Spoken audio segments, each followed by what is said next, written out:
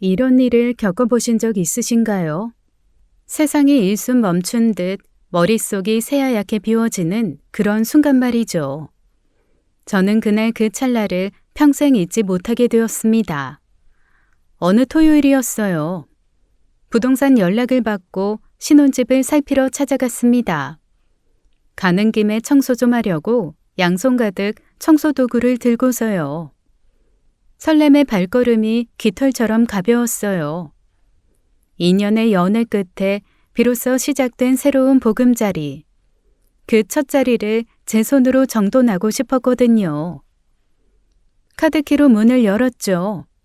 그런데 안에서 짙은 된장찌개 냄새가 흘러나왔어요. 빈집에서는 결코 날 수 없는 냄새였습니다. 발을 들인 순간 저는 그 자리에 박제되어 버렸어요. 앞치마를 두른 낯익은 아줌마가 부엌에 서 계셨거든요. 풀어에 쳐진 짐가방, 바닥을 차지한 전기밥솥과 반찬통, 거실 한 구석에 자리 잡은 낯선 이불 보따리. 며칠은 묵은 살림살이가 분명했죠. 빈집이어야 할 제 신혼집의 풍경이 아니었어요. 그 아줌마가 천천히 고개를 돌렸습니다. 예비 시어머님이었어요. 저는 입이 떨어지지 않았습니다. 이 집은 분명 제 명의로 된 제 집이었어요. 젊은 시절 한 푼 두 푼 모아 마련한 피땀 어린 자리. 그 누구의 허락도 없이 누군가 둥지를 틀고 있던 셈이었죠. 어머님, 여기서 뭐하고 계신 거예요? 겨우 새어나온 제 목소리는 가늘게 떨리고 있었어요. 어머님은 오히려 의아하다는 눈빛으로 저를 바라보셨습니다. 아니, 효재한테 못 들었어? 뭐 그렇게 놀란 얼굴을 하니 얘는? 그 순간 저는 깨달았습니다. 이 모든 일이 결코 우연이 아니었다는 사실을요. 그날의 충격을 온전히 이해하시려면 이야기는 2년 전으로 거슬러 올라가야 합니다.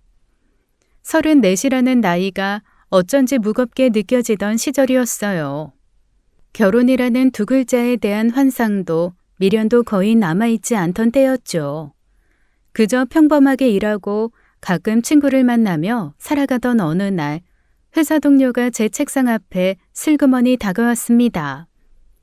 진이야, 너 진짜 이번 한 번만 나가봐. 우리 신랑 회사 후배인데 사람이 진국이야. 대기업 다니고 인물도 멀쩡하다니까. 너 이러다 정말 쭉 혼자 산다. 부담 갖지 말고 차라도 한잔 한다는 가벼운 마음으로다가. 저는 손사래를 쳤지만 결국 그녀의 끈질김에 두 손을 들고 말았어요. 큰 기대 없이 나간 자리. 별일 없을 거라 생각하고 나간 자리에서 뜻밖의 인연이 시작되고 말았습니다. 약속 장소는 한적한 브런치 카페였어요. 먼저 와 앉아있던 그는 일어서서 정중하게 인사를 건넸죠. 훤칠한 키에 단정한 차림새, 무엇보다 사람을 편하게 만드는 웃음이 인상적이었습니다. 한진희 씨 맞으시죠? 저 박효재라고 합니다. 사진보다 훨씬 환하시네요. 제가 너무 일찍 와서 기다린 줄 아셨다면 죄송합니다. 처음 보는 자리치고는 어색함이 한순간에 녹아내리는 말투였어요. 이런저런 이야기 끝에 어머니 얘기가 자연스럽게 흘러나왔죠. 저희 엄마가 빵을 좀 좋아하세요. 환갑이 넘으셨는데도 케이크 보면 어린아이처럼 눈이 반짝하시거든요. 사실은 저도 그래요. 모전 여전이라고. 아, 그러시구나. 저희 어머니는 호떡 같은 거 좋아하세요. 어른들 입맛이 또 그렇게 비슷하면서도 다르단 말이죠. 그렇게 2시간이 어떻게 흘렀는지도 몰랐습니다. 헤어질 시간이 다가오자 그가 잠깐 들를 때가 있다며 저를 어느 베이커리 앞으로 이끌었어요. 쇼윈도 넘어 진열된 빵들은 한눈에도 값이 만만찮아 보이는 고급 디저트들이었죠. 그는 망설임 없이 가장 화려한 케이크 한 상자와 빵 몇 가지를 골라 담더군요. 진희 씨, 이거 받으세요. 어머니께 드리시고 진희 씨도 꼭 한 조각 드세요. 아까 어머니께서 빵 좋아하신다고 하셨잖아요. 에이, 처음 뵙는데 빈손으로 보내드리는 게 영 마음에 걸려서요. 저는 한참을 멍하니 그 종이 가방을 내려다봤어요. 스치듯 흘린 한마디를 그새 마음에 담아둔 사람. 요즘 세상에 이런 사람이 다 있나 싶었습니다. 집으로 돌아가는 지하철 안에서 어머니께 드릴 빵봉지를 꼭 끌어안았죠. 연애는 자연스러운 강물처럼 흘러갔습니다. 처음 그 베이커리 앞에서 받았던 감동은 시작일 뿐이었죠. 효재 씨는 제가 무심코 흘린 말 한마디도 결코 흘려듣지 않는 사람이었어요. 언젠가 손목이 시리다는 푸념을 한 적이 있었죠. 며칠 뒤 그는 곱게 포장된 캐시미어 손목 토시를 슬쩍 내밀었습니다. 진이야, 저번에 사무실 에어컨 바람 때문에 손목 차다고 했잖아. 마침 백화점 들렀다가 눈에 띄어서 어울릴까 모르겠네. 기억력이 좋다 못해 사람을 마음으로 새겨두는 듯한 이였어요. 여자라면 누구나 한 번쯤 이런 사람을 꿈꿔보지 않으셨나요? 내 사소한 말까지 가슴에 담아주는 그런 남자 말이죠. 매주 일요일이면 그는 어김없이 지방 본가로 향했습니다. 부모님 얼굴 한번 더 뵙는 게 자식된 도리 아니겠냐는 게 그의 입버릇이었어요. 저는 그 한결같은 모습이 그저 미더웠죠. 선물을 사러 백화점에 함께 가는 날이면 그는 자기 부모님 것만 고르지 않았어요. 저희 어머니께 드릴 영양제, 아버지가 좋아하실 차 세트까지 빠짐없이 챙기더군요. 제 어머니 생신날에는 야근을 마치고 직접 케이크를 들고 친정집까지 달려와 주기도 했어요. 어머니는 그 모습에 사위라도 드린 양 한박 웃음을 지으셨죠. 진이 부모님은 곧 내 부모님 아니겠어? 어른들 챙겨드리는 게 무슨 따로가 있겠어. 내가 좋아서 하는 일이니까 부담 갖지 마. 그 말 한마디에 가슴이 따스해지지 않을 사람이 어디 있겠어요. 그런데 가까운 친구는 저와 다른 시선으로 그를 보더군요. 예, 효재 씨 좋은 사람인 건 알겠는데 효자도 너무 지나치면 좀 그렇잖아. 일요일마다 본가? 결혼하면 너 그거 다 감당해야 되는데 효자 아들 돈 시어머니가 며느리한테 어떻게 하는지 너 몰라서 그래? 내 친정 언니도 그렇게 시작했다가 결국 못 견디고 갈라섰어. 야, 너무 부정적으로 보지 마. 자기 부모 챙기는 사람이 남의 부모도 챙기지. 우리 엄마 아빠한테도 얼마나 잘하는데 결혼해서 양쪽 다 자식된 도리로 챙기면 되는 거 아니겠어? 사람을 그렇게 색안경부터 끼고 보면 어떡하니? 효재 씨가 들으면 서운하지. 지금 돌이켜보면 그 따스함이라는 것이 얼마나 위태로운 외피였는지 그땐 알지 못했죠. 세상 모든 함정은 가장 달콤한 얼굴로 다가오는 법인데 말이에요. 연애 인연이 되어가던 어느 봄날 저녁, 한강이 내려다 보이는 식당에서 남자친구는 떨리는 손으로 작은 상자를 내밀었습니다. 진이야, 나랑 평생 같이 살아주라. 내가 진짜 잘할게. 저는 망설임 없이 고개를 끄덕였어요. 그 순간 밤하늘의 불빛들이 눈물에 번져 흩어졌죠. 그것이 제 인생 가장 큰 실수의 시작이었음을 그땐 정말이지 꿈에도 몰랐습니다. 며칠 뒤 남자친구 본가가 있는 지방 소도시로 인사를 드리러 향했어요. 기차 창밖으로 무르익은 봄 풍경이 흘러갔지만 제 마음은 줄곧 작은 떨림으로 졸여 있었죠. 손에 든 선물 상자가 천근만근으로 느껴지던 그 길. 대문을 들어서자마자 예비 시어머님이 두 손을 활짝 펴 저를 맞아주셨어요. 아이고 진이야, 어서 와라. 우리 효재가 입에 침이 마르도록 칭찬을 해서 내가 얼굴 보기를 얼마나 기다렸는지 모른다. 어쩜 이렇게 인물도 곱고 키도 훤칠하니? 우리 효재가 사람 보는 눈은 있구나. 거실에 들어서니 마음이 아찔했어요. 상다리가 휘청거릴 만큼 진수성찬이 차려져 있었거든요. 직접 끓인 갈비탕에 새벽부터 부쳤다는 전이 산을 이루고 떡과 과일이 첩첩이 쌓여 있었죠. 많이 먹어라. 우린 며느리 될 사람한테 인색하게 굴 수가 있어야지. 효재 형도 오늘 오라고 했는데 회사 일이 바빠서 영상 통화로 인사한다더라. 영상통화 너머로 인사를 건넨 남자친구 형도 사람 좋은 웃음을 지어 보였습니다. 저는 차마 숟가락을 멈출 수 없을 만큼 환대를 받았어요. 배가 터질 듯 부풀어도 어머님이 자꾸만 새 반찬을 제 앞으로 밀어주셨거든요.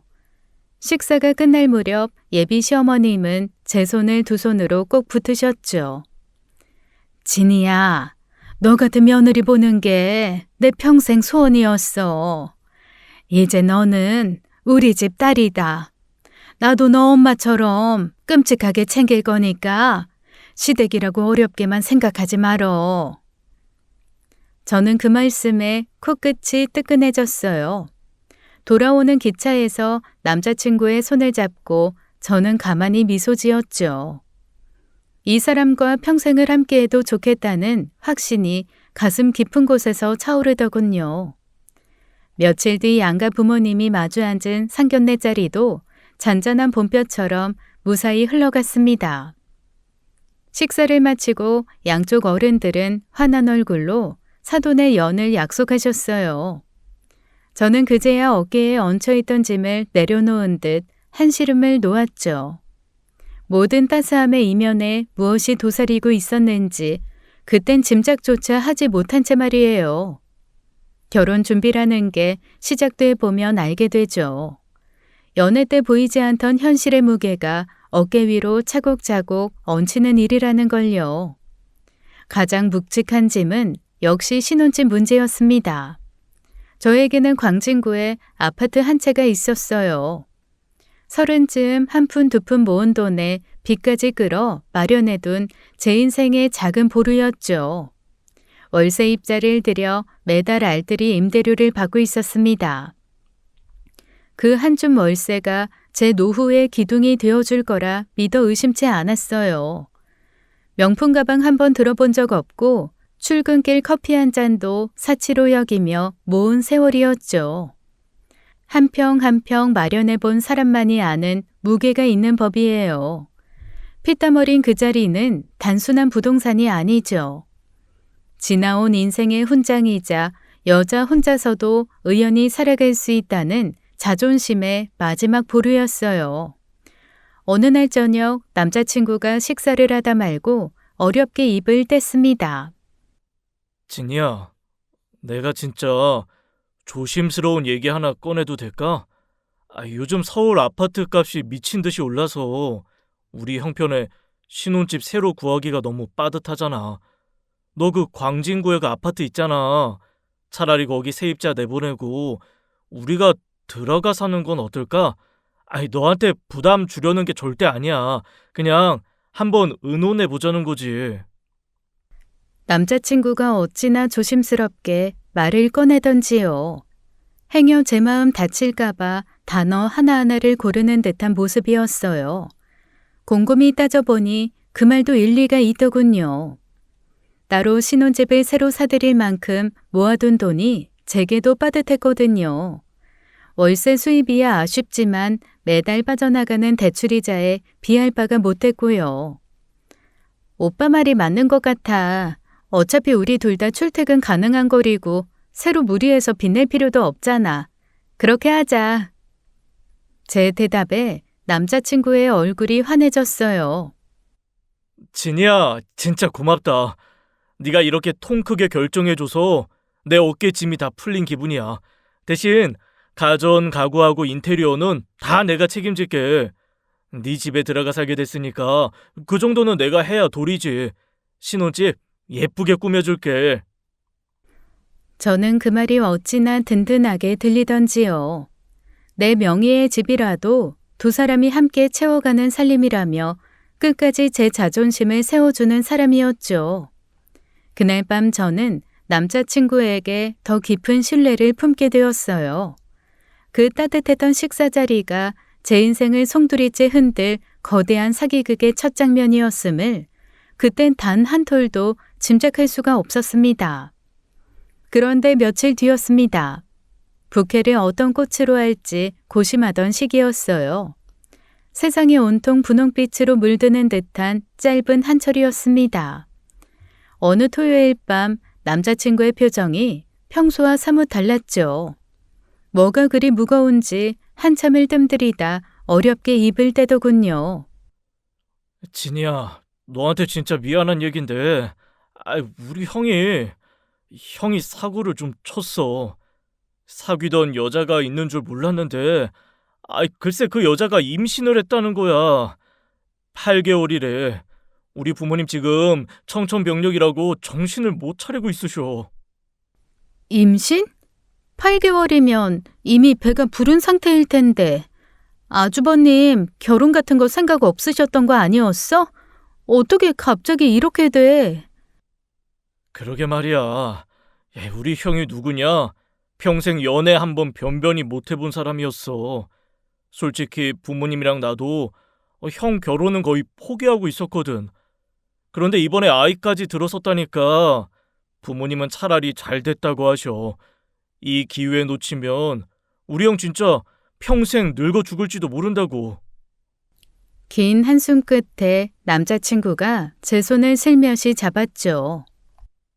진이야, 정말 미안한데 부탁이 하나 있어. 우리 결혼식 딱 1년만 미루면 안 될까?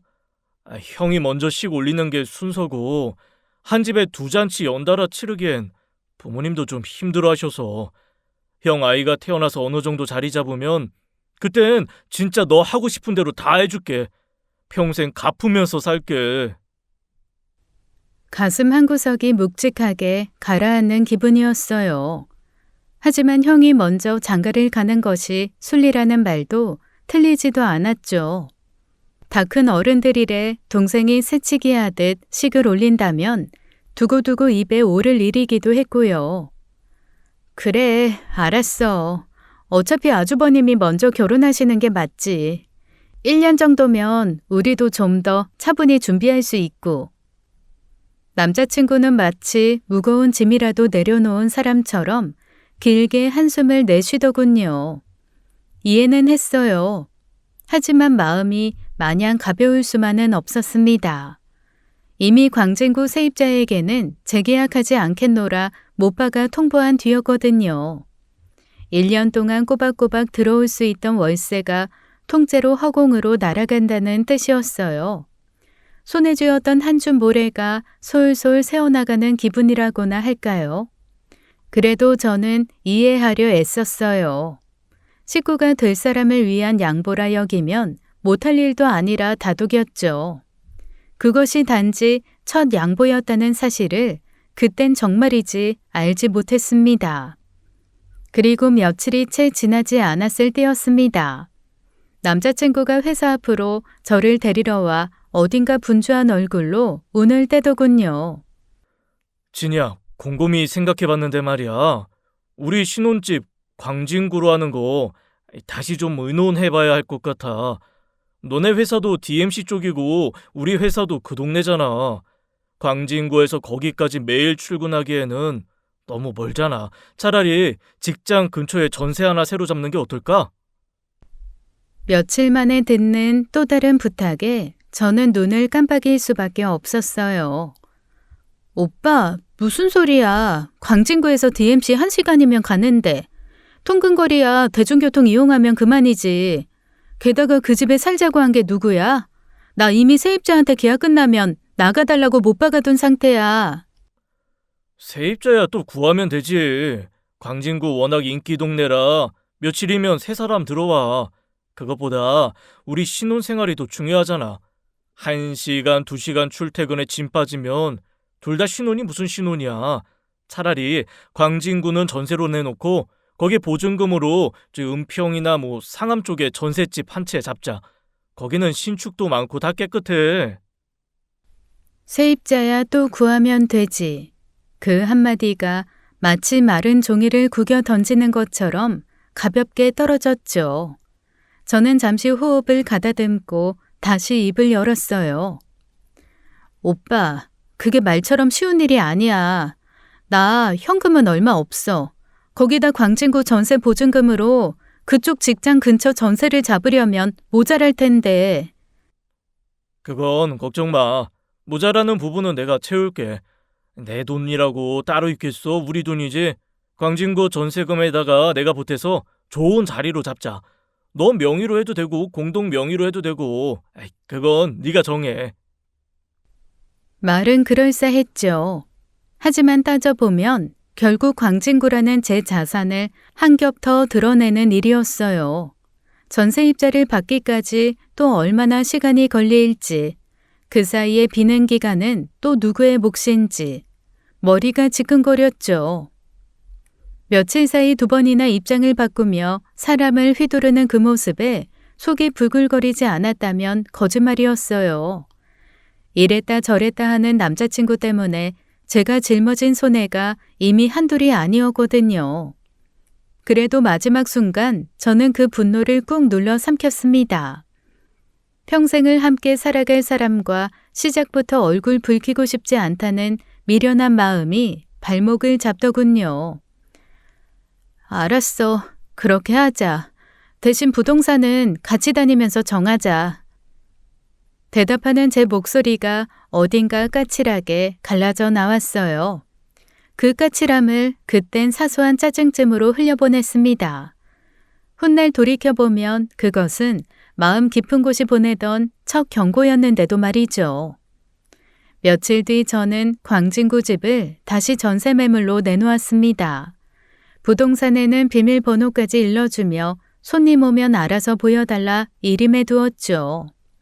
손해를 한 톨이라도 줄여보려는 마음이었어요. 며칠이 흘러도 별일은 없었습니다. 평소처럼 회의실에서 자료를 정리하고 있던 어느 평일 오후 핸드폰이 진동을 울리며 부동산 번호가 떴어요. 진희 씨, 지금 좀 곤란한 일이 생겨서요. 손님 한 분이 집을 보시겠다고 와 계신데 비밀번호가 안 맞네요. 혹시 비번 바꾸셨어요? 알려주신 그 번호 그대로 눌렀는데 자꾸 틀린다고만 떠요. 네? 안 맞을 리가 없는데요. 그 비번 그대로예요. 한 번 더 천천히 눌러봐 주세요. 마지막에 별표까지 꼭 누르셔야 해요. 전화기 너머에서 한참 동안 삐삐 소리가 이어졌죠. 진희 씨, 아무리 해봐도 안 열려요. 손님이 한참 기다리시다가 그냥 다른 매물 보러 가신다고 가버리셨네요. 죄송하게 됐어요. 전화를 끄는 손가락 끝이 차게 식었습니다. 분명 제가 세입자가 나간 후 새로 설정한 비밀번호였어요. 설마 제가 헷갈렸나 싶어 메모해둔 수첩까지 뒤져봤지만 분명 그 숫자가 맞았죠. 비밀번호가 절로 바뀌는 일이 세상에 어디에 있겠어요. 머릿속에 작은 가시 같은 의심이 돋아오르더군요. 비밀번호 자체가 통째로 바뀌었다는 건 누군가 의도적으로 건드렸다는 뜻이었거든요. 설마 누가 마음대로 손을 댔을까? 그러나 그 집 비밀번호를 아는 사람은 저와 가정 가구 때문에 사이즈를 잰다고 드나들었던 남자친구뿐이었어요. 그 끝에 다다른 생각을 저는 애써 떨쳐냈습니다. 설마 그럴 리가 없죠. 정황을 직접 확인하지 못한 채 사람을 의심하는 일만큼 못난 짓이 어디겠어요. 남은 회사 일을 어떻게 해치웠는지 기억도 나지 않습니다. 머릿속이 온통 광진구 그 집으로 끌려가 있었거든요. 퇴근 시간 종이 울리기 무섭게 저는 가방을 움켜쥐고 사무실을 빠져나왔죠. 지하철 손잡이를 잡은 손에 절로 힘이 들어가더군요. 그 집 문 앞에 도착하면 무엇을 마주하게 될지 가슴 한구석에서 쿵쿵 울리는 불안이 전철 소음에 섞여 더 크게 커져만 갔습니다. 전철에서 내려 광진구 집까지의 골목은 평소보다 2배는 길게 느껴졌어요. 발걸음이 점점 무거워지더군요. 집 앞에 도착해 떨리는 손가락 끝으로 비밀번호를 눌렀습니다. 띠리리. 익숙한 거절음이 짧게 울리며 문이 굳게 닫혀 있었죠. 한 번 더 눌러봤어요. 또다시 거절음. 세 번째 시도에도 문은 굳게 잠긴 채 미동도 없었습니다. 그제야 마음 한구석에 단단히 자리 잡고 있던 의심이 겁이 되어 부풀어 오르더군요. 설마 제가 비번 설정할 때 한 자리 잘못 누른 게 아닌가 그 자리에 서서 별별 자기 의심을 다 해보았어요. 가방을 뒤져 스마트 키를 꺼냈습니다. 스마트 키마저 먹통이라면 그땐 정말 큰일이라는 생각으로 가슴이 죄어왔죠. 다행히도 스마트 키는 한 번에 인식이 되며 도어록이 풀리는 소리를 냈어요. 문이 스르륵 안쪽으로 열리는 그 짧은 찰나. 저는 마치 영원처럼 긴 시간을 그 문턱 위에서 보냈습니다. 문이 열리고 마주한 거실 풍경에 저는 그대로 굳어버렸어요. 분명 제 집의 거실이건만 분명 제가 모르는 살림살이가 곳곳에 자리 잡고 있었죠. 낡은 청가방이 거실에 있었고 부엌 한켠에는 처음 보는 수저통이 놓여 있었어요. 그리고 그 가운데 앞치마를 두르고 김치를 꺼내 접시에 담고 계신 한 분이 서 있었습니다. 예비 시어머님이셨죠. 저를 발견한 순간 어머님의 손이 허공에 그대로 멈춰섰어요. 그 표정이 어찌나 이상하던지요. 당황과 머쓱함, 그리고 어쩐지 들켜서 미안한 듯한 기색이 한꺼번에 얼굴에 피어올랐거든요. 어머, 진이야, 너 어쩐 일이야? 이 시간에. 회사 마치고 바로 온 거니? 저도 그 자리에 박힌 듯 입술이 떨어지지 않았어요. 뭐라 한마디 꺼내려 입술을 달싹이는데 욕실 쪽에서 부스럭거리는 소리가 났죠. 문이 벌컥 열리며 수건으로 머리를 털고 계신 예비 시아버님이 거실로 나오시더군요. 여보, 누가 왔다고? 효재 왔는가? 말끝이 흐려진 그 순간 시아버님의 시선이 저와 마주쳤어요. 순식간에 그 어른의 얼굴에서도 핏기가 빠지더군요. 수건을 든 손이 어색하게 굳어졌어요. 저는 그제야 거실을 다시 둘러봤습니다. 큼지막한 캐리어 2개가 떡하니 거실에 놓여 있었죠. 방문 너머로는 차곡차곡 걸린 옷가지가 보였고요. 세면대 옆 빨래 건조대에는 여러 날 묵은 빨래가 겹겹이 걸려 있었습니다. 하루 이틀 머무신 모습이 결코 아니었어요. 말 그대로 살림이 그대로 옮겨와 자리를 잡고 있는 풍경이었죠. 가슴 안쪽에서 무언가가 무너져 내리는 소리가 들리는 듯 했어요. 겨우 입을 열어 떨리는 목소리로 물었죠. 어머님, 아버님, 두 분이 여기서 왜, 어떻게 들어와 계신 거예요? 효재 씨한테는 한마디도 들은 게 없는데, 비번까지 바꿔놓으시고 도대체 며칠을 여기서 지내신 거예요? 살림이며 빨래며 오래 묵으신 모습인데, 이 집이 제 집이고 원래 신혼집으로 쓰려고 했던 집인데. 시부모님은 서로 마주보며 그저 우물쭈물하실 뿐이었습니다. 말은 내놓지 못하시고 눈빛만 분주히 오갔죠. 마치 누가 먼저 입을 떼느냐를 두고 서로에게 떠넘기는 듯한 눈치였어요. 한참을 그렇게 침묵하시던 어머님이 마침내 헛기침을 하시며 입을 떼셨죠. 진이야, 이거 우리가 설명할 일이 아닌 것 같다. 자세한 건 효재한테 직접 물어봐. 내가 입을 열기에는 영 민망스러워서 안 되겠어. 효재가 알아서 다 말해줄 거야. 남편 될 사람의 이름 뒤로 책임을 떠밀어버리는 그 한마디.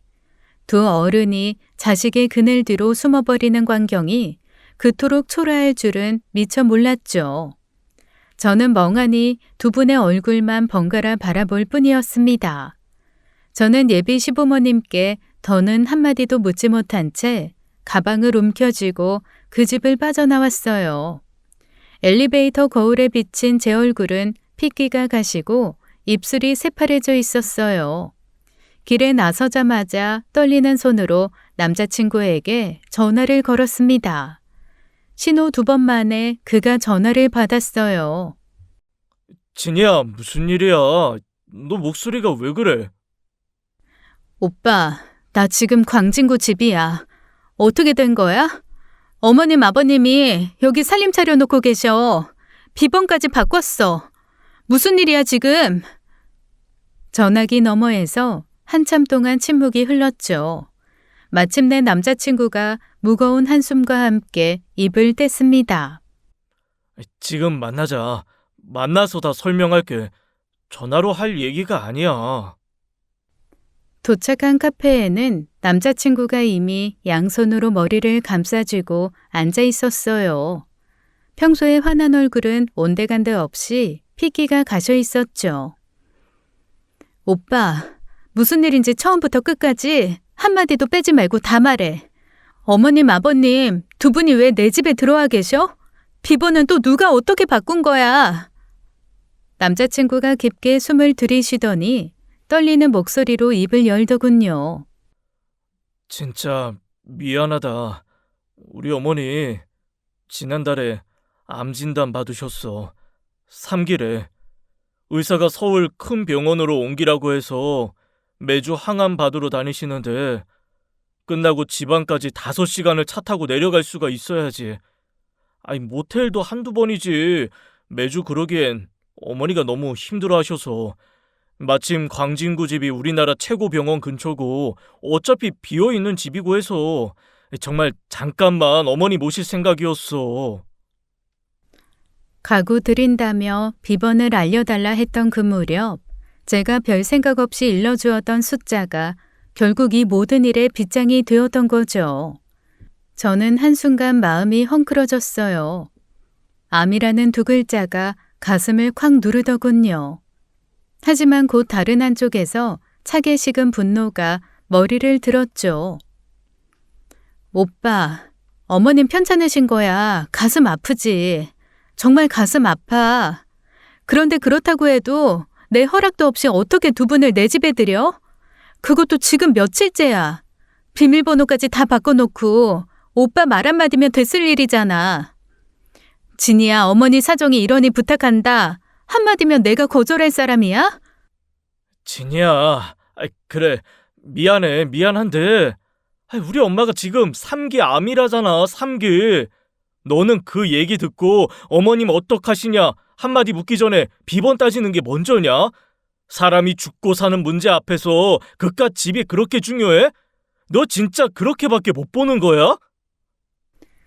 그 한마디에 머릿속이 새하얘졌어요. 내가 잘못한 사람이 된 듯한 그 어처구니 없는 흐름. 저는 그 자리에서 의자를 박차고 일어났습니다. 내가 지금 어머님 걱정을 안 하고 있어? 그 말이 아니잖아. 어디서 사람을 그렇게 몰아세워? 오빠가 잘못한 거 사과하고 시작해도 모자랄 판에 적반하장도 유분수지. 비번까지 바꿔놓고 며칠을 살림 차려놓은 게 잠깐 모실 생각이었어? 나한테 말은 했어야지. 그날 저녁 저희는 카페가 떠나가도록 큰 소리로 다투었죠. 행인들이 흘끔거리는 시선조차 신경 쓸 겨를이 없었습니다. 다음 날 아침 일찍 집 앞으로 남자친구가 찾아왔어요.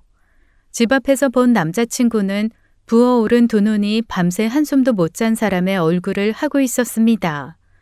저는 굳은 표정으로 남자친구를 바라봤어요. 남자친구가 한참을 머뭇거리더니 결국 저를 향해 무릎을 꿇더군요. 오빠, 뭐 하는 거야? 일어나. 진짜 미안하다. 엄마 암 진단 받은 그날부터 정신줄 놓고 살았어. 잠은 안 오고 머릿속은 백지장이고 무슨 결정을 내려도 다 잘못된 결정 같고 너한테 미리 말 못한 것도 어제 너 몰아세운 것도 다 내 잘못이야. 내가 미친놈이야. 목이 메어 남자친구의 말끝이 자꾸 끊어졌어요. 어깨까지 들썩이며 숨을 고르는 모습에 제 마음 한켠이 흐물흐물 풀려가더군요. 평생을 함께하기로 약속한 사람이 무릎까지 꿇고 우는 모습 앞에 마음이 끝까지 굳어있을 사람이 어디 있겠어요. 긴 한숨을 내쉬며 저는 남자친구를 일으켜 세웠죠. 오빠, 일어나. 어머님 치료가 먼저잖아. 항암 받으시는 동안만 그 기간만 광진구 집에서 지내시게 해드릴게. 처음부터 말했으면 내가 거절했을 사람으로 보여? 왜 솔직하게 말을 안 했어? 앞으로 무슨 일이든 나한테 먼저 말해. 남자친구가 두 손으로 제 손등을 꼭 감싸주었어요. 진짜 고맙다. 너 같은 사람이 어디 있냐? 평생 갚을게. 진짜로 평생 갚을게. 이 은혜 절대 안 잊을 거야. 저는 그저 마른 미소만 흘리고 말았죠. 이 안쓰러운 사람이 환자 어머니를 위해 잠시 기댈 곳을 빌리는 것뿐이라며 저는 다시 한번 제 마음을 다독였습니다. 긴 회복기가 지나고 두 분이 떠나시면 다시 돌아가실 거라고 굳게 믿었거든요. 내가 잠시 비켜드린 그 자리가 며칠 만에 또 어떤 모습으로 돌아올지 그땐 까맣게 알지 못한 채 말이죠. 남자친구의 사과를 받고 며칠은 그저 평온하게 흘러가는 듯 했습니다. 회사에서 자료를 정리하던 그날 오후 또다시 부동산 번호가 뜨더군요. 이번에는 좀 다른 종류의 불안이 가슴을 스쳤어요. 진희 씨, 세입자 구하셨어요? 다른 부동산 거치셨나 보다. 저희한테 미리 말씀 안 하셨나 봐요. 벌써 세입자가 이사를 오네요. 저는 손에 쥔 펜이 기울어지는 줄도 몰랐어요. 네? 세입자라뇨? 저 새 세입자 구한 적 없어요. 갑자기 무슨 말씀이세요? 이사요? 그게요. 지금 큰 사다리 트럭이 한 대 와서 한참 짐 올리고 있어서요. 저희는 당연히 진희 씨가 다른 데서 세입자 구하셔서 들어오시는 줄 알았죠. 살림이 어찌나 많은지 가전제품에 가구에 한가족 이삿짐 그대로 들어오는 모양인데요. 가전과 가구라는 말에 저는 자리에서 벌떡 일어났어요. 예비 시어머님 항암 짐치고는 단위가 너무 다르지 않습니까? 방금 전까지 말짱했던 머리가 한순간 어지럽게 흔들렸죠. 저는 결제 서류고 회의고 다 내팽개치고 사무실을 빠져나왔습니다. 택시를 잡아타고 광진구로 달리는 내내 손이 부들부들 떨렸어요. 도착해보니 부동산 사장님 말이 결코 과장이 아니었습니다. 대형 사다리차 한 대가 우리 동 앞에 떡하니 자리를 차지하고 있었죠. 리프트가 부지런히 오르내리며 박스며 가전들을 차곡차곡 위로 올리고 있더군요. 저는 거의 뛰다시피 엘리베이터를 타고 저희 집까지 단숨에 올라갔습니다. 활짝 열려있는 현관문 너머로 한 남자가 등을 보이고 서서 인부들에게 이것저것 지시를 내리고 있었죠. 남자가 천천히 돌아섰어요. 영상통화로만 배웠던 예비 아주버님이셨습니다. 저를 본 그분의 얼굴에 활짝 웃음이 번지더군요. 아이고, 진희 씨. 이렇게 직접 와주시고 고맙네요. 안 그래도 한번 인사드려야지 했는데 효재한테 이야기 다 들었어요. 진짜로 고맙습니다, 진희 씨. 이렇게 저까지 챙겨주셔서 우리 식구들이 어찌 그 은혜를 다 갚을지 모르겠네. 와이프도 만삭이라 더는 미룰 데가 없었는데 진희 씨 덕분에 한시름 났어요. 마치 모든 일이 사전에 짜인 듯한 그 환한 인사. 내 집안에 누군가가 통째로 살림을 드리고 있는데 정작 집주인인 저만 모르고 있는 그 기괴한 광경이라뇨. 저는 그 자리에서 한참을 그저 멍하니 예비 시숙 얼굴만 쳐다보았습니다. 잠깐만요. 무슨 말씀이세요? 누가 뭘 챙겼다는 거예요? 지금 여기 들어오시는 거예요? 여기서 사시려고요? 아, 효재한테 못 들으셨어요? 저랑 와이프랑 어머니 모시면서 같이 들어와 살기로 했잖아요. 다 합의된 일 아니었던가? 효재 이놈이 또 사람을 헷갈리게 했나 보네.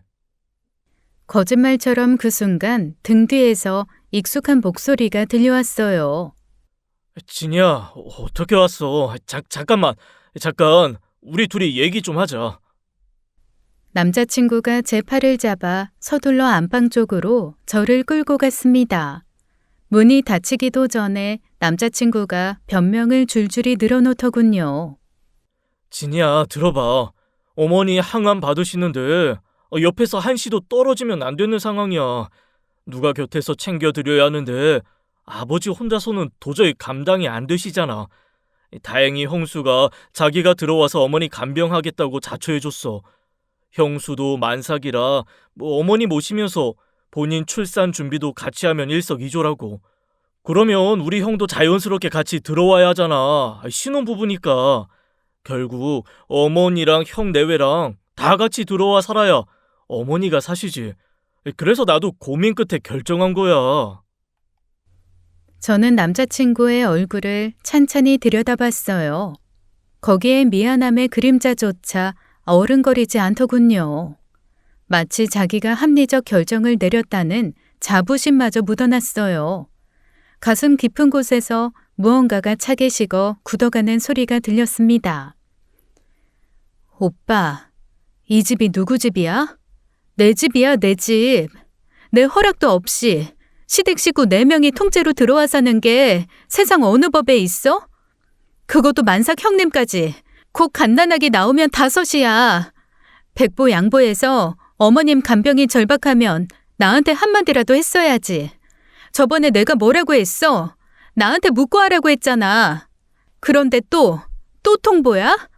또 사다리차 부르고 짐 다 올리고 나서 뒤에야 통보야? 나는 너한테 도대체 뭐야? 남자친구의 얼굴이 단단하게 굳더군요. 어차피 우리 결혼하면 다 한 식구 되는 거잖아. 시집 식구가 며느리 집 들어와 사는 게 뭐 그렇게 큰일이라고. 자식된 도리로 부모 모시는 일에 그런 거 하나하나 따지고 통보니 뭐니 그러는 거야?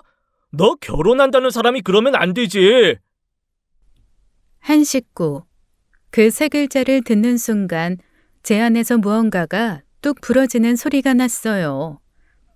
연애 시절 가슴을 따뜻하게 데웠던 그 단어가 이제는 칼날이 되어 제 가슴을 찌르고 있었죠. 저는 한 발 물러서서 남자친구를 똑바로 노려봤습니다. 우리 파혼해. 이제 도저히 안 되겠다.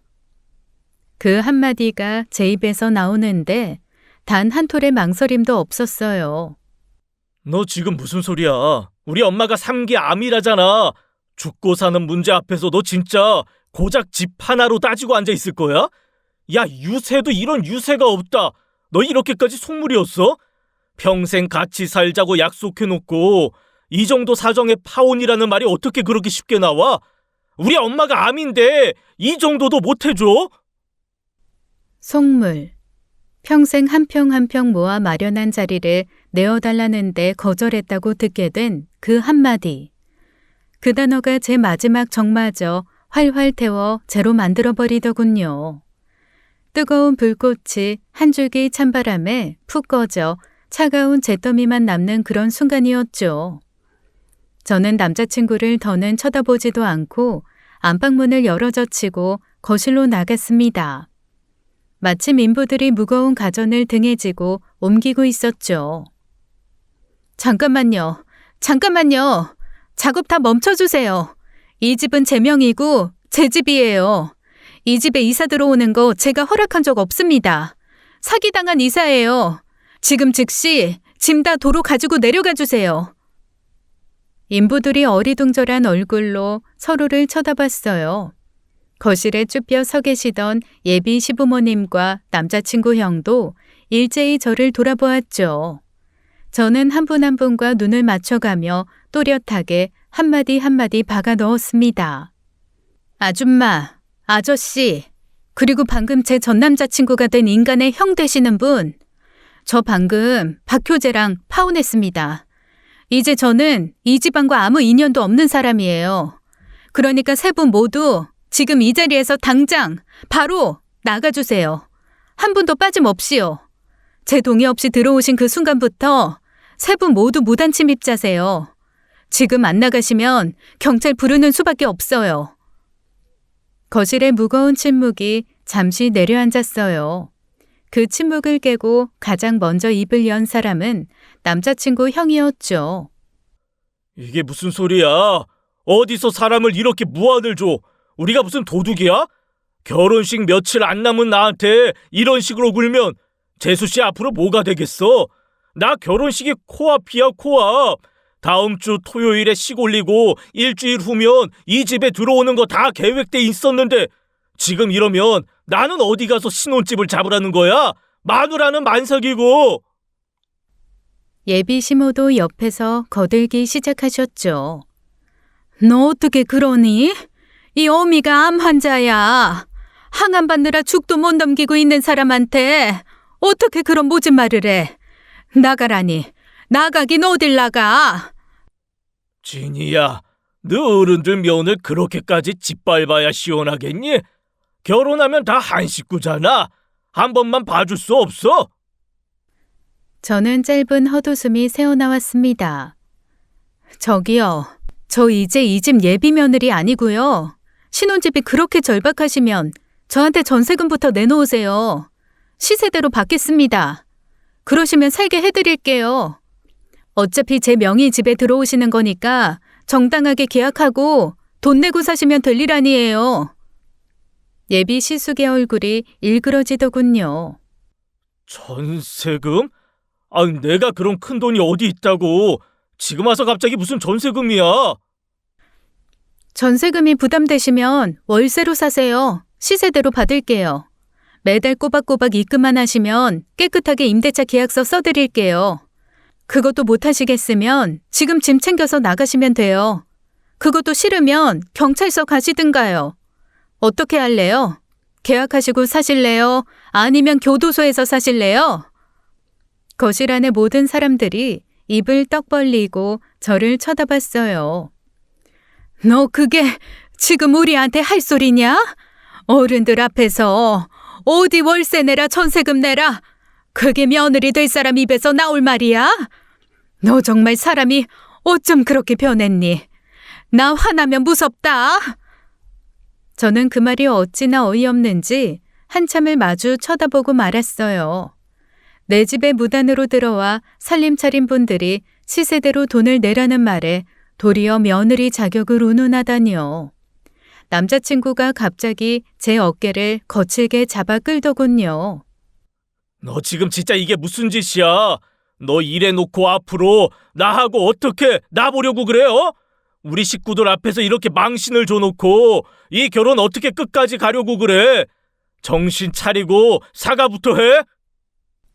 그래, 너 정말 이대로 가면 이 시어미가 너 못 받아준다.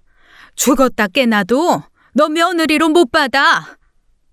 저는 그 자리에서 짧고 분명하게 한마디 한마디 끊어 말했죠. 이 그지 같은 집구석 며느리 될 생각 없다고. 귓구멍에 콩 박았니? 이미 파혼했다고 말했잖아요. 박효재 제하고도 끝났고 아줌마 며느리도 안 된다고요. 며느리도 아닌 사람한테 못 받아주신다고 운운하시는 게 무슨 의미가 있어요? 내가 싫다고. 내가 안 한다고. 새까지 셀게요. 당장 안 나가면 진짜로 경찰 부르겠습니다. 제 말에 모두들 일제히 코웃음을 쳤죠. 이씨, 셋! 저는 핸드폰을 꺼내 그 자리에서 112를 눌렀습니다. 10여 분 만에 도착한 경찰관 두 분이 등기부 등본과 명의 확인을 마치자 모든 상황이 정리되더군요. 선생님 동의 없이 들어오신 건 명백한 무단 침입이에요. 짐도 다 빼셔야 하고 지금 즉시 퇴거하셔야 합니다. 사다리차 인부들도 다시 짐을 거꾸로 내리기 시작했어요. 1시간 전까지 제 집을 통째로 차지할 뻔했던 사람들이 줄지어 도로 내려가는 모습을 저는 가만히 지켜봤죠. 예비 시부모와 남자친구 형은 입에 거품을 물고 따졌지만 경찰 앞에서 한 발자국도 더 나아가지 못했습니다. 남자친구만이 마지막까지 저를 노려봤지만 저는 그 시선을 한 번도 마주치지 않았습니다. 집으로 돌아온 저는 부모님 앞에 앉아 그동안의 일을 처음부터 끝까지 털어놓았어요. 이야기가 끝나는 동안 부모님은 한마디도 끼어들지 않으셨어요. 다 듣고 난 어머니가 가슴을 한번 쾅 치시며 한숨을 토해내셨죠. 세상에 이런 일이 다 있다니. 진이야, 정말 잘했다. 정말. 너 그런 집에 시집 가는 거 100번을 말리고 또 말렸을 거야. 그 거지 같은 식구들이 네 집에 다 들어와서 눌러붙으려고 했다니 그게 어디 인간들이냐?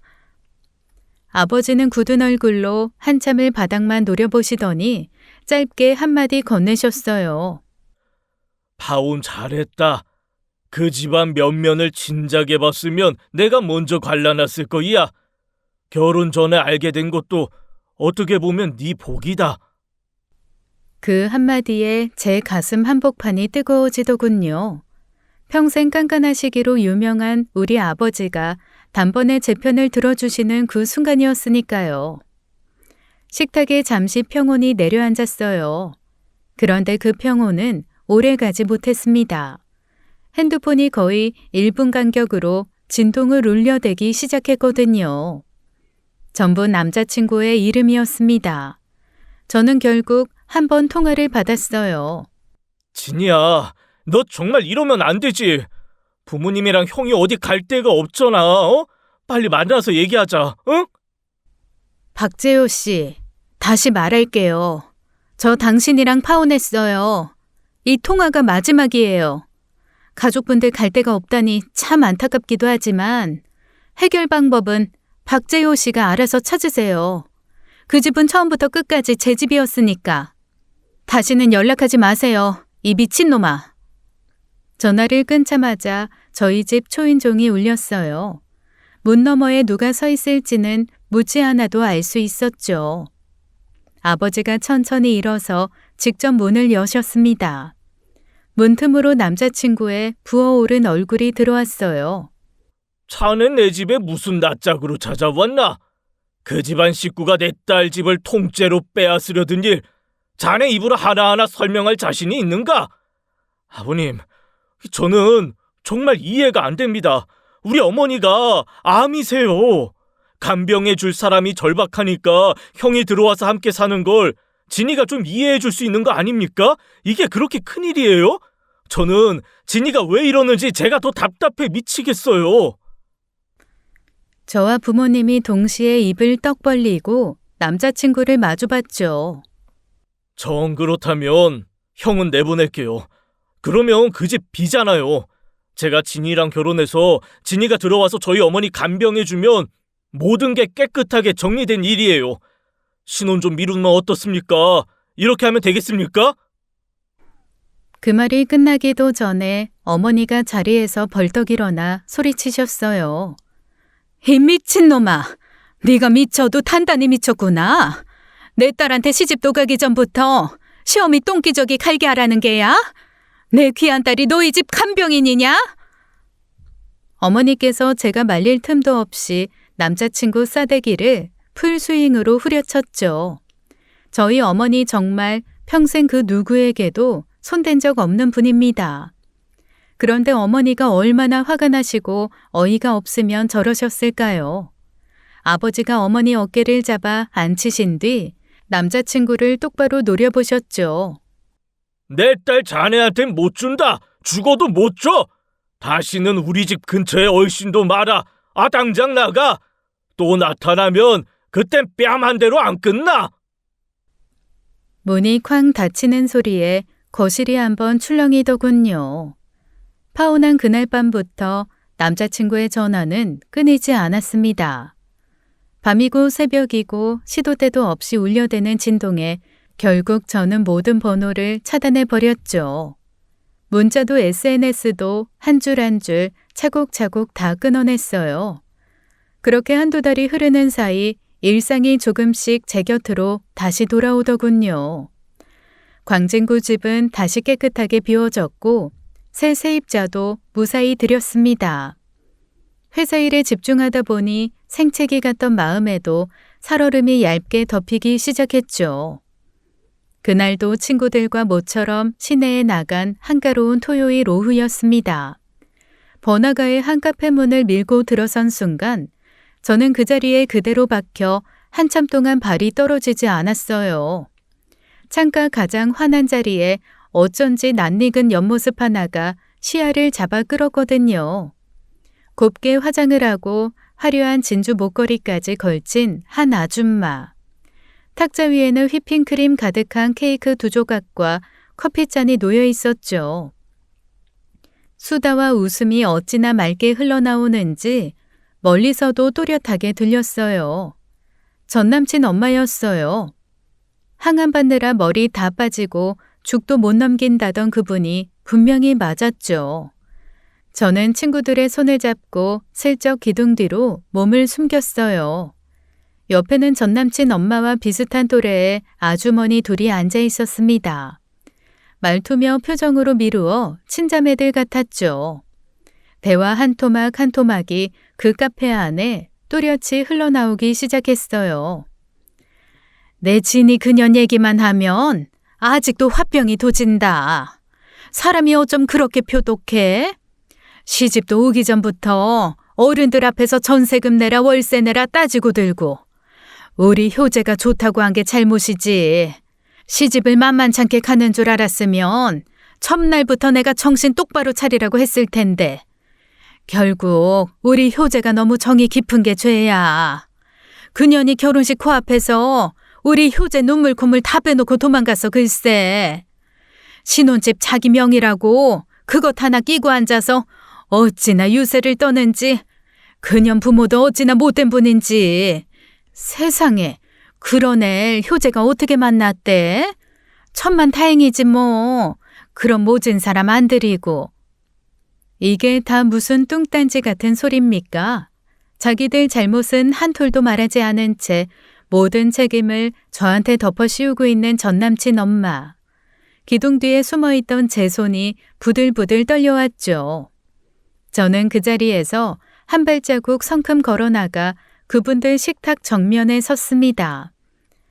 아줌마, 안녕하세요. 오랜만에 뵙네요. 그런데 아줌마, 암은 벌써 다 나으셨나 봐요. 항암 받으시느라 죽도 못 넘기신다더니. 제가 볼 때 아주 건강해 보이셔서요. 순간 전남친 엄마의 얼굴에서 핏기가 일제히 빠져나갔어요. 자매들이 동시에 전남친 엄마를 돌아봤죠. 아니, 언니, 언제 암에 걸렸었어? 그런 얘기 한 번도 안 했잖아. 전남친 엄마가 황급히 일어나며 제 팔을 잡아 끄셨어요. 진이야, 그게 무슨 소리니? 우리 잠깐 밖에 나가서 얘기 좀 하자, 응? 아줌마가 암에 걸리셔서 항암 받으시는 동안 제 광진구 집에서 잠깐만 지내신다고 해서 비켜드린 거예요. 그런데 그 집에 박효재 씨 형까지 불러다 살 줄 제가 알았겠나요? 아주 박효재 씨 형 신혼집을 차리던데요? 처음부터 작정하신 거잖아요. 제 집 그렇게 뺏으시려고. 아닌가요? 사기 결혼이나 다름없는 일을 아줌마 식구들이 합심해서 벌인 거예요. 결혼식 코앞에서 도망간 게 저예요? 도망이 아니라 제가 사기꾼들 정체 알아내고 파혼한 거예요. 말은 바로 하세요. 그리고 아줌마 암 아니셨어요? 어떻게 자매들이 그걸 몰라요? 지금 말해보세요. 3기 위암 아니세요? 아줌마, 그렇게 거짓말하시면 안 되죠. 누가 자기 아들 장가 보내면서 거짓말로 암인 척해서 예비 며느리 집을 뺏으려고 해요? 정신병자세요? 제 한마디 한마디에 카페 안의 모든 손님이 일제히 저희 쪽 식탁을 바라보고 있었어요. 저는 친구들의 팔을 잡고 그대로 카페를 빠져나왔죠. 뒤통수에서 전남친 엄마가 자매들에게 무엇이라 변명하시는 소리가 어렴풋이 들리더군요. 뭐 개망신 제대로 당한 거죠. 씩씩한 발걸음으로 카페 문을 밀고 나서던 그 순간 저는 그 자리에서 헛웃음이 픽 새어나왔습니다. 문 너머에서 한 남자가 환한 얼굴로 들어서고 있었거든요. 다름 아닌 전 남자친구였어요. 저를 보자마자 그가 두 팔을 활짝 벌릴 듯한 기색으로 다가오더군요. 진이야, 너 여기 어떻게... 진짜 잘 지냈어? 연락이 한 번도 안 되니 내가 얼마나 걱정했는데. 저기 엄마도 있는데 인사는 했어? 야, 그것보다 우리 다시 한번 차분하게 얘기 좀 하자, 어? 너 얼굴 본 게 얼마만이야, 진짜. 자기 엄마가 방금 카페 안에서 무슨 봉변을 당했는지는 한톨도 모르는 얼굴이었죠. 그 천진한 표정이 저는 어찌나 어이없던지 도리어 한바탕 웃음이 터질 뻔했어요. 저는 차분한 전 남자친구를 마주보고 한마디 짧게 던졌습니다. 잘 지냈어. 근데 너희 엄마가 카페에서 거짓말로 내 욕하고 있더라. 파혼한 것도 짜증나는데 내 뒷말 들리는 건 더 짜증나거든? 그것도 거짓말로. 처신 잘하고 살아, 이 자식아. 그 말을 끝마침과 동시에 저는 발끝에 온 힘을 실어 남자친구의 정강이를 정확하게 차버렸죠. 남자친구가 끄윽 짧은 비명과 함께 그 자리에 풀썩 주저앉더군요. 지나가던 행인 몇 분이 흠칫 놀라 저희를 돌아봤어요. 옆에서 지켜보던 친구들이 손뼉이라도 칠 듯한 표정으로 저를 부축했죠. 저는 한 번도 뒤돌아보지 않고 친구들의 팔짱을 끼고 그 거리를 시원하게 걸어 나갔습니다. 살면서 그토록 후련한 발짓이 또 있을까 싶었죠. 그 일이 있고 며칠 뒤부터 저는 본격적으로 펜을 들었어요. 전 남자친구가 다니는 회사 인사팀으로는 그동안의 만행을 정리한 내용 증명을 보냈습니다. 그리고 전 남자친구의 절친한 친구들이나 지인들에게도 자초지종을 알려주었죠. 본래 남자친구가 제 지인 남편 후배였으니까요. 다 큰 어른의 흠을 사회적으로 들춰내는 일이 마음 편할 일은 아니었지만 그것이 제 명예를 회복하는 유일한 길이라는 확신이 있었거든요. 전 남친 엄마 쪽은 굳이 손을 더 댈 필요가 없었죠. 이미 친척분들과 동네 사람들 사이에 그날 카페 일이 입소문으로 다 퍼져 있었으니까요. 거짓말이라는 풍선은 한 번 터지면 손쓸 새 없이 사방으로 흩어진다는 사실을 그분이 비싼 값에 배우셨겠죠. 그 일 이후로 저는 일도 운동도 글 공부도 2배, 3배로 마음을 쏟았습니다. 연애 한 번에 무너지기엔 제 인생이 너무도 단단한 자리에 서 있었거든요. 여자가 평생을 한 평 한 평 마련해둔 그 자리는 결국 저를 다시 일으켜 세워주는 굳건한 토대가 되어주었어요. 저는 매일 조금씩 더 단단해져가는 제 자신과 함께 그렇게 씩씩하게 살아가고 있습니다. 지금까지 사연 읽어주는 남녀였습니다. 끝까지 시청해주신 여러분 감사드리며 저희는 다음 사연으로 돌아올게요. 감사합니다.